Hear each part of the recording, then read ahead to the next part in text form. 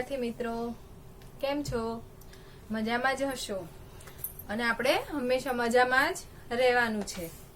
તો ચાલો જોઈએ આજે ભાગ 3 માં unit 2 how many did you. મેં તમને સમજાવ્યું હતું કે how many did you no meanings. તો એની અંદર આપણે કાલે એક્ટિવિટી જોઈ 1 થી 3. સુંદર મજાની સ્ટોરી જોઈ ગોપાલની અને તમે રીડ કરી જ હશે અને એના ક્વેશ્ચન આન્સર તૈયાર કરી જ લીધા હશે. તો હવે આપણે એના પછી એક્ટિવિટી 4 છે, જેમાં શિક્ષક જે રમાડે તે રમવાનું છે. હવે આપણે આમને સામને તો રમી શકીએ નહીં ફોનમાં, તો હવે તમારે એ રમત જાતે રમવાની છે, જેમાં ફિક્સ આન્સર અને વેર ઇઝ માય આન્સર.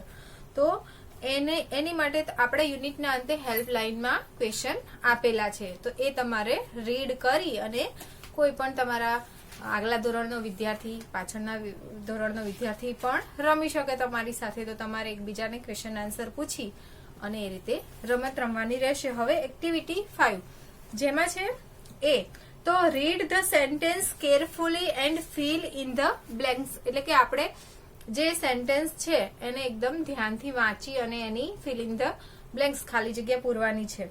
તો એમાં ફર્સ્ટ છે ગોપાલ બોટ ફ્રેશ જલેબી. તમારું પુસ્તક તમારા સાથે જ રાખવાનું હંમેશા, અને સાથે પેન અને ઇરેઝર એ પણ રાખવાનું છે અને ટીક માર્ક્સ પણ કરતું જવાનું છે. તો જોઈએ તો ગોપાલે ફ્રેશ જલેબી એટલે કે તાજી જલેબી ખરીદી. બોટ એટલે ખરીદવું. તો હવે એનો ક્વેશ્ચન બનાવેલો છે ડીડ થી. હવે અહીંયા મેં તમને સમજાવ્યું હતું કે ડીડ એ ભૂતકાળમાં વપરાય છે, તો ડીડ થી ક્વેશ્ચન બનાવે છે. Did Gopal buy fresh jalebis. તો શું ગોપાલે ફ્રેશ તાજી જલેબી ખરીદી હતી? તો એનો આન્સર પણ આપેલો છે યસ હી ડીડ. એક્ઝામ્પલમાં આન્સર આપેલો છે કે હા, યસ એટલે હા, હી ડીડ એટલે તેણે ખરીદી. ડીડ એટલે એકદમ શોર્ટમાં એનો આન્સર આપેલો છે, આખું સેન્ટેન્સ લખેલું નથી. હવે એવી રીતે આપણે 2 થી 4 સુધી એના જે બ્લેન્ક્સ છે પૂરવાની છે. તો જોઈએ સેકન્ડ નંબરમાં the Giants kill each other. એકબીજાને રાક્ષસોએ માર્યા. તો એમાં ફર્સ્ટ છે બ્લેન્ક્સમાં તો blanks the giant kill each other, ખાલી જગ્યા the Giants kill each other. તો એમાં શું આવશે? શેનાથી આપણે ક્વેશ્ચન બનાવીશું? તો ઉપર આપણને the Giants kill each other. તો જ્યારે કિલ અને કિલનું ઈડી ફોર્મ છે ત્યારે આપણને ખ્યાલ આવે કે આ વાક્ય ભૂતકાળનું છે, અને જે ભૂતકાળનું વાક્ય હોય ત્યારે એનો ક્વેશ્ચન બનાવવા માટે આપણે ડીડનો ઉપયોગ કરીશું. ભૂતકાળમાં ક્વેશ્ચન બનાવવા માટે શેનો ઉપયોગ થાય છે? ડીડનો ઉપયોગ થાય છે. તો ફર્સ્ટમાં ડીડ મૂકીશું, ડી કેપિટલ આવશે ડીડ. તો ડીડ પછી પાછળનું વાક્ય તો લખેલું છે the Giants kill each other.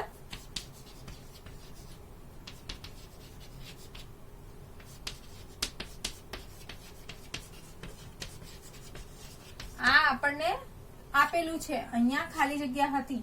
તો જ્યારે આપણે ઈડી વાળું ફોર્મ હોય ત્યારે ડીડ થી પ્રશ્નાર્થ બનાવવાનું હોય છે. હવે આનો આન્સર યસ અથવા નો માં, તો આપણને નીચે લખેલો જ છે જવાબ યસ ધે ડીડ.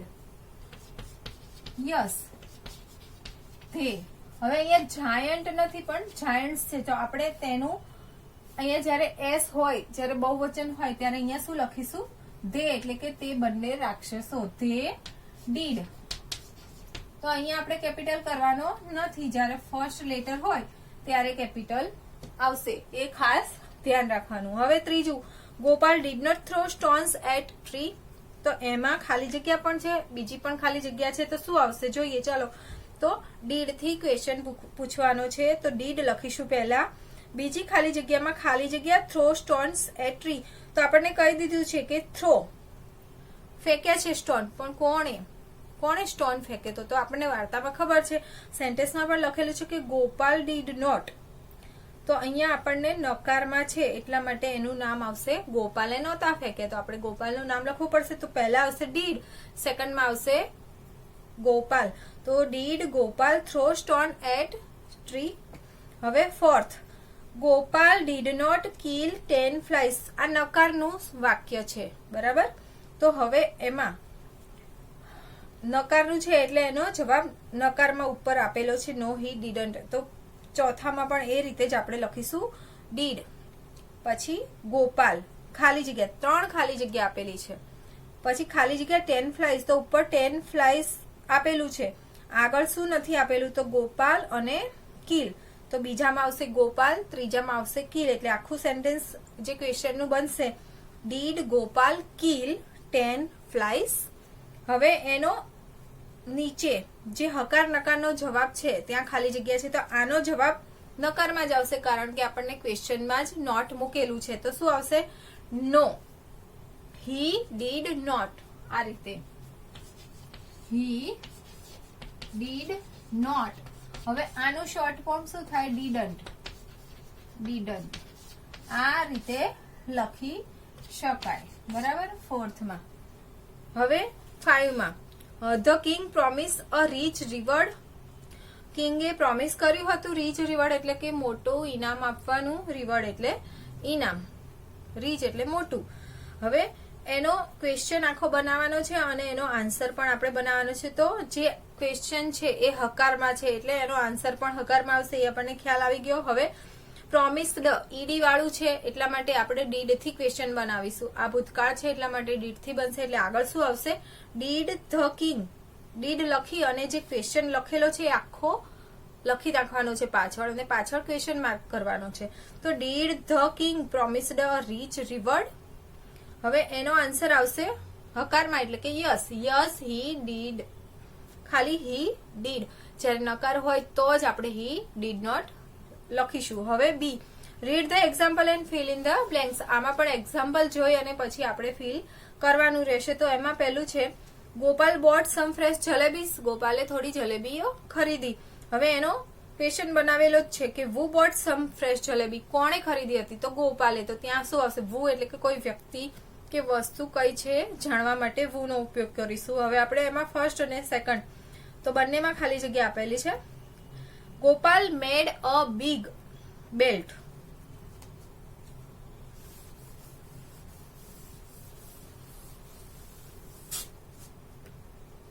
હવે બી માં જોઈએ તો Gopal made a big belt. Gopal made a big belt. હવે આનો આપણે ક્વેશ્ચન, અહીંયા ખાલી જગ્યા છે અને પાછળ લખેલું છે મેડ અ બિગ બેલ્ટ. આ જ લખેલું છે અહીંયા, મેડ અ બિગ બેલ્ટ. તો હવે અહીંયા શું નથી? તો આ જે વ્યક્તિ છે એ અહીંયા એનું નેમ નથી લખેલું અને અહીંયા આપણને ક્વેશ્ચન માર્ક્સ આપેલો છે. તો કોણે બિગ બેલ્ટ બનાવ્યો છે? મેડ એટલે બનાવવું. તો કોણે? તો ગોપાલે. કોણે બનાવ્યો છે? ગોપાલે. તો એની માટે આપણે શું ક્વેશ્ચન માર્ક માટે વાપરીએ છીએ? વુ. તો વુ મેડ અ બિગ બેલ્ટ. હવે બની ગયો આનો ક્વેશ્ચન. હવે એવી રીતે એનો આન્સર લખવાનો છે. તો આપણે આમાં આન્સર તો આપણે આપવાનો નથી, પણ આન્સર લખવાનો હોય તો કોણે બનાવ્યો હતો? જો બનાવ્યો છે તો યસ હી ડીડ આવશે. હવે સેકન્ડમાં, Gopal threw stones at giants. ગોપાલે સ્ટોન ફેંક્યો જાયન્ટ્સ ઉપર. તો વુ ખાલી જગ્યા સ્ટોન એટ ધ જાયન્ટ્સ. તો ઉપર આખું વાક્ય છે એમાં કયો શબ્દ નથી એ જોવાનો. તો થ્રુ. થ્રુ નથી તો આપણે એ વુ પછી લખી નાખીશું તો થ્રુ આવશે. Stone at the giants. એકદમ સરળ છે. Gopal kill 7 8 flying 1 blow. એટલે કે ગોપાલે એક ઘામાં 7 માખીને મારી. તો કોણે મારી? તો ગોપાલે. તો what did Gopal kill at 1 blow. તો શું માર્યું? તો માખીને મારી, ફ્લાઇસને મારી. હવે એમાં ફર્સ્ટ સેકન્ડ છે તો the king saw the dead Giants. The king so.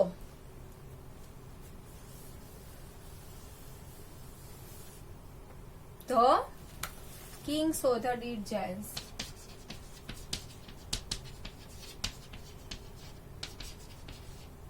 The king saw the deed giants.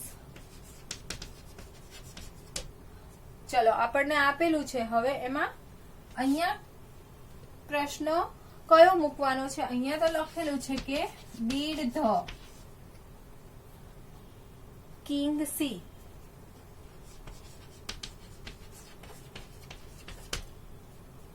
ચાલો જોઈએ આમાં. The king saw the dead giants. કિંગે શું જોયું? તો રાક્ષસોને જોયા. બરાબર, કિંગે રાક્ષસોને જોયા. હવે અહીંયા પ્રશ્નમાં પૂછ્યું છે ખાલી જગ્યા ડીડ ધ કિંગ સી. કિંગે જોયું, પણ શું જોયું છે? તો આપણો જે આન્સર છે એ ક્વેશ્ચનમાં નથી કે ડેડ જાયન્ટ્સ ને જોયા, મરેલા રાક્ષસોને જોયા. તો કોને જોયા? તો મરેલા રાક્ષસોને. એટલે આપણે વોટ થી ક્વેશ્ચન પૂછીશું. અમે શેમાં? વોટ. આનો જ ક્વેશ્ચન અહીંયા બનશે. આ વસ્તુ આમાં નથી, બાકી બધું આ આપેલું જ છે. એટલા માટે આ સી છે એનું અહીંયા સો છે. જ્યારે આપણે અહીંયા ક્વેશ્ચન બનાવીએ ત્યારે અહીંયા ડીડ આપેલું હોય ત્યારે અહીંયા ભૂતકાળનું રૂપ અહીંયા શું થઈ જશે? V1 આવી જશે. અહીંયા V2 છે, અહીંયા શું આવી જશે? V1. વર્બ 1 અને આ વર્બ 2. વર્બ એટલે ક્રિયાપદ. ક્રિયાપદનું બીજું રૂપ છે, ક્રિયાપદનું પહેલું રૂપ છે. હવે આપણે એવી રીતે ત્રીજામાં જોઈએ. Gopal return to the village the next day. Gopal પાછો આવ્યો પછીના દિવસે ગામમાં. તો when did Gopal return to the village? તો નેક્સ્ટ ડે નીચે અંડરલાઈન કરેલી છે. તો ક્યારે? હવે નેક્સ્ટ ડે એટલે એક સમય બતાવ્યો છે, તો એના માટે આપણે વેન નો ઉપયોગ કરીએ છીએ કે કોઈ સમયગાળો દર્શાવવા માટે વેન નો ઉપયોગ થાય છે કે ક્યારે, કયા સમય. તો ત્યારે આપણે વેન થી ક્વેશ્ચન પૂછીએ છીએ. હવે એના બે ક્વેશ્ચન જોઈએ. The king call Gopal in the morning. તો આમાં આપણને ક્વેશ્ચન માર્ક્સ નથી આપેલો, ડાયરેક્ટ બનાવવાનું છે. તો કયું વસ્તુથી બનાવી શકાય? તો જે વસ્તુ ક્વેશ્ચનમાં હાજર નથી તો એ માટે એના મુજબનો ક્વેશ્ચન વર્ડ્સ લઈ શકવાના છીએ આપણે. તો જોઈએ. Did the king call Gopal, ખાલી જગ્યા ડીડ. તો કિંગે એને બોલાવે છે, પણ ક્યારે બોલાવે છે એનો ઉલ્લેખ નથી, એટલે આપણે વેન થી બનાવીશું. તો WHEN વેન થી બનશે. હવે સેકન્ડમાં the strong man met Gopal last night. તો when did the strong man ખાલી જગ્યા ગોપાલ. તો મેટનું મીટ અહીંયા આપેલું છે પહેલું રૂપ.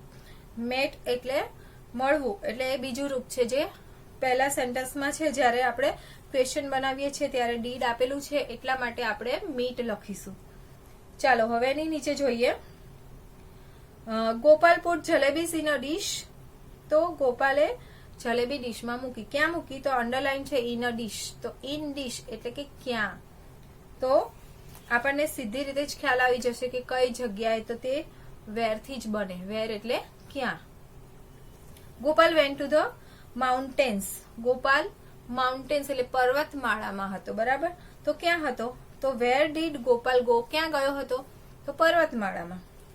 The young man hide behind the tree. Young man એટલે માણસ જે બિહાઇન્ડ ધ ટ્રી ઝાડ પાછળ સંતાયેલો હતો, આ જુવાન. તો where did the young man ખાલી જગ્યા. તો આપણને ખાલી જગ્યાની ખબર જ છે કે હાઇડ. હીડ નું હાઇડ થઈ ગયું છે. ફર્સ્ટ રૂપ નીચે લખેલું છે કારણ કે આગળ ડીડ છે. ક્વેશ્ચન બનાવતી વખત ડીડ આવે ત્યારે પાછળ એનું મૂળ રૂપ મુકાય છે. હવે એક્ટિવિટી 6 જોઈએ, જેમાં સંવાદ પૂર્ણ કરવાનો છે. આપણને સંવાદ બે આપેલા છે ગોપાલ અને કિંગના. Go away dirty flies the kill 7 at the blow. હવે આપણે આ પાઠમાં જોઈ ગયેલા છીએ અને સમજી ગયેલા છીએ. તો હવે ગોપાલમાં શું આવશે? તો Gopal says yes your majesty I kill 7 at 1 blow. પછી નીચે king say you are a very useful person. એની નીચે એ જે બીજું બોલ્યો તો એ પણ લખેલું છે. There are 2 cruel giants our kingdom. They trouble people. There is no one to catch or kill them. હવે ગોપાલ સે did anyone try to catch them. Before કોઈએ એને પકડવાનો પ્રયાસ પહેલા કરેલો છે? તો એનો જવાબ આપશે king. Say yes many people tried. જે પાઠમાં આપેલું છે એમાંથી શોધીને પણ આપણે લખી શકીએ છીએ. But they fell. You are a brave. You kill 7 at the 1 blow. The giants are only 2. Kill them and I will give you a rich reward. એટલે કે જો તું એને મારીશ તો તને મોટું ઇનામ આપવામાં આવશે, જે પાઠમાં આપેલું છે. એના દ્વારા તમે આ સંવાદ પૂર્ણ કરી શકો છો અને આખો સંવાદ એ રીતે તમારે પૂર્ણ કરવાનો છે. હવે એક્ટિવિટી 7 છે, જેમાં પ્રોજેક્ટ વર્ક છે.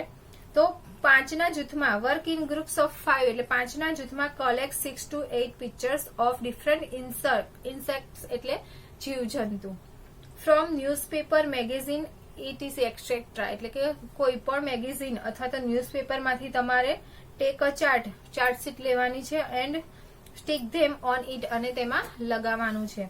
Display them in the classroom અને ડિસ્પ્લે એટલે કે આપણે જે બતાવીએ છીએ એને ડિસ્પ્લે કહીશું.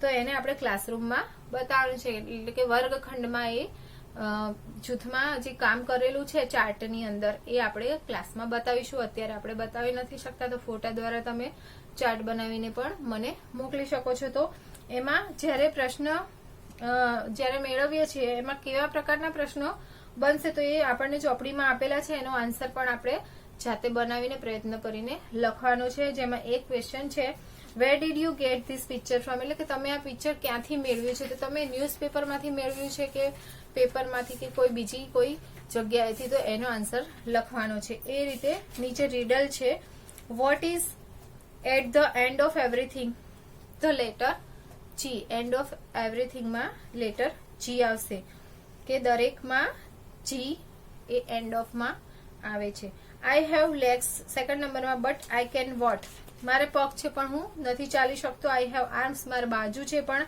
આઈ કેનોટ નથી લખી શકતો. આઈ રાઇટ હુ આઈ એમ તો કોણ છે તો આ એક રીડલ છે, ઉખાણું છે, તો એમાં આવશે ચેર.